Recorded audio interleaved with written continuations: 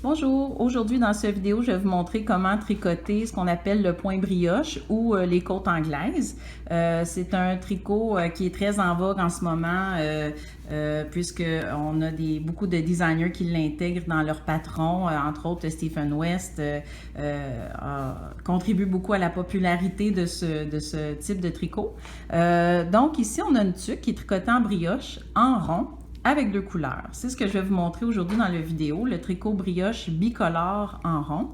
Ce qui est intéressant avec ce tricot-là, c'est que ça donne un tricot qui est très moelleux, qui est épais, qui est un petit peu plus chaud aussi. Quand on le tricote avec deux couleurs, ben, ça nous donne un tricot qui est réversible et qui change, qui peut se porter sans dessous-dessous si on veut. Là, on peut le porter d'un côté ou de l'autre.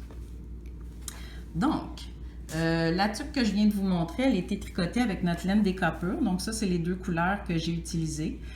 C'est des couleurs qui sont exclusives.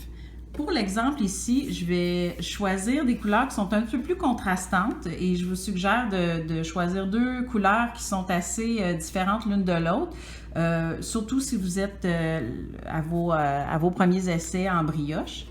Donc, ça, c'est le premier conseil que j'avais à vous donner. L'autre chose, c'est le tricot brioche peut se tricoter sur des aiguilles double pointe ou peut se tricoter en magic loop.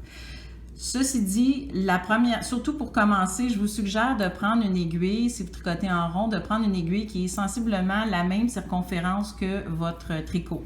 Donc, pour une tuque, ici, j'utilise une aiguille circulaire de 40 cm ou 16 pouces. Donc, pour commencer, j'ai monté les mailles avec ma couleur principale, qui est ma couleur bleue. Et je vais mettre un petit marqueur de maille pour identifier le début et la fin de chaque tour.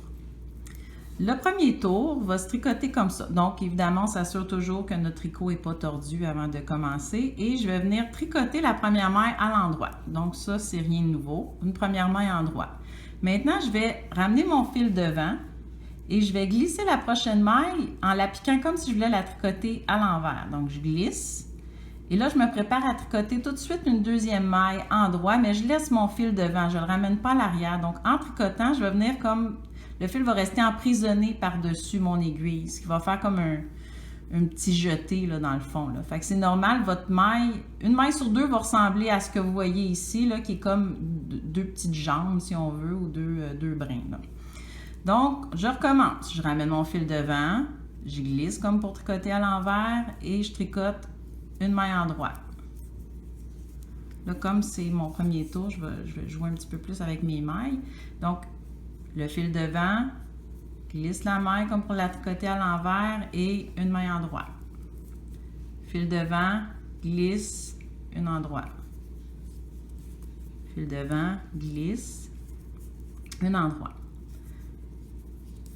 Donc, dans le tricot brioche, on a toujours une maille sur deux qui est glissée.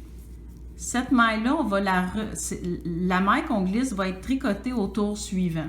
Donc, finalement, chaque tour ou chaque rang va être tricoté deux fois.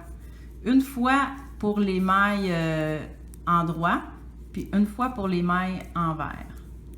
Donc là, je vais compléter mon tour. Et je vous reviens pour le deuxième tour qui va être le tour qu'on va faire avec la couleur contrastante et en maille envers. Donc, je m'apprête à terminer mon premier tour qui était mon premier tour en droit avec ma couleur principale. Donc, toujours, on répète depuis le début, une en droit, ramène le fil devant, glisse la maille, une en droit. Ramène le fil devant, glisse la maille. Et là, ma dernière maille, ce que je vais faire, c'est que je vais ramener mon fil par-dessus, puis je le ramène devant, tout simplement. Et là, il va m'attendre devant jusqu'à temps que je revienne le tricoter.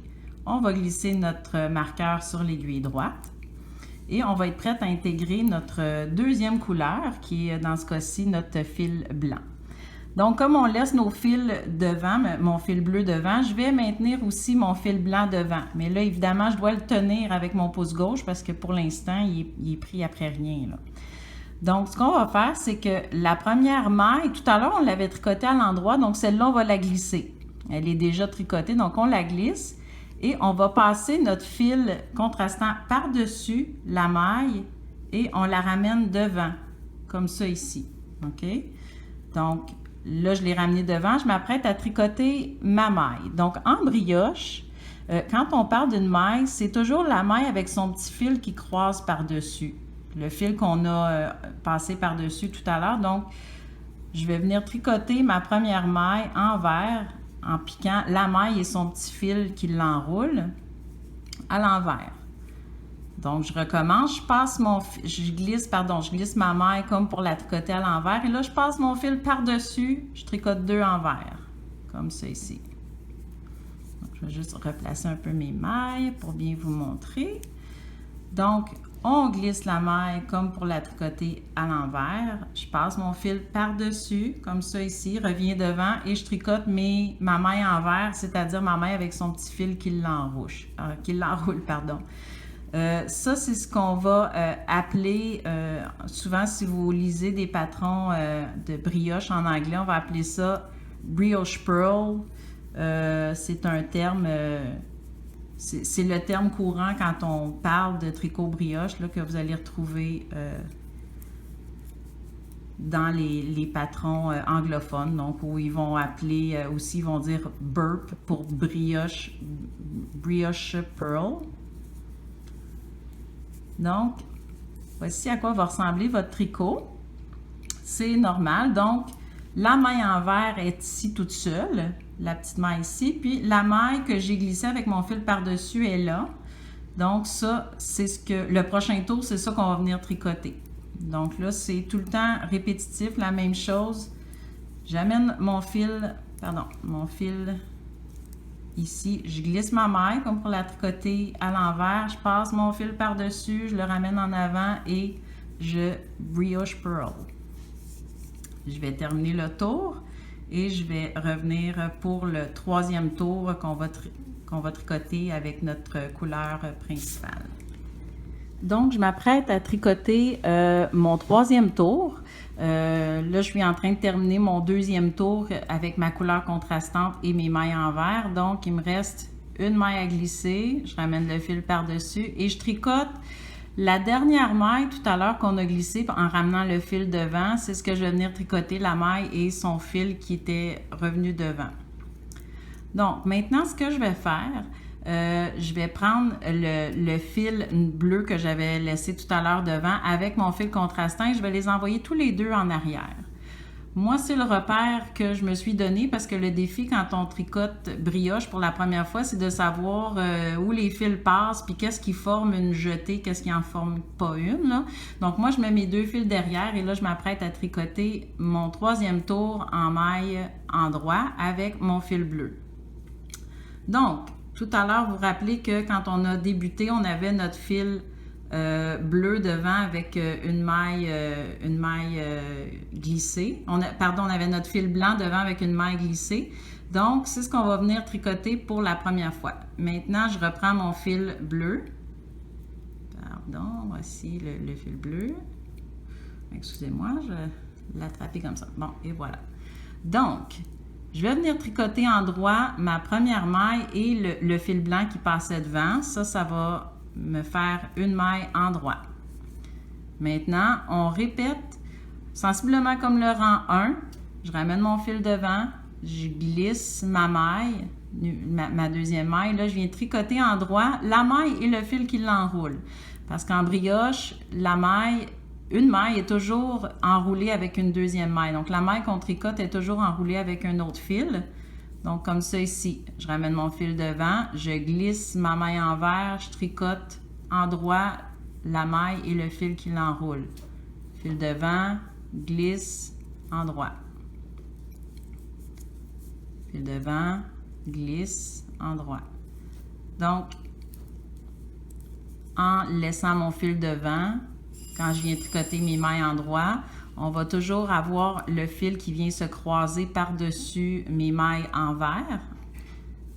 Donc, tranquillement, de cette façon-là, on va commencer à voir nos côtes, notre brioche se former. Je vais terminer ce tour-là, pardon, et je vais vous revenir quand on va être prêt à tricoter le 4e tour avec nos mailles envers et notre fil contrastant.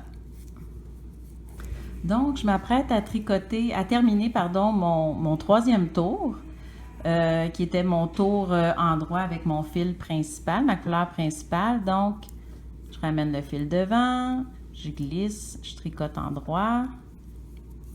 Là, je ramène le fil devant, je glisse. Et là, ce que je vais faire, comme je termine un tour endroit, je ramène le fil devant en passant par-dessus l'aiguille. Et je vais faire la même chose avec mon fil contrastant aussi. Je ramène mes deux fils devant. Je viens de terminer un tour endroit, je ramène mon fil devant. Je vais glisser mon marqueur à droite. Et maintenant, je vais tricoter mon tour envers avec mon fil contrastant. Donc, la première maille endroit est glissée. Je ramène mon fil par-dessus, je le ramène devant et je tricote envers le fil qui enroule la maille et la maille elle-même. Je glisse ma maille, je ramène le fil par-dessus, deux ensemble. Je ramène, fil par-dessus, deux ensemble. Ben, deux ensemble. En fait, c'est une maille.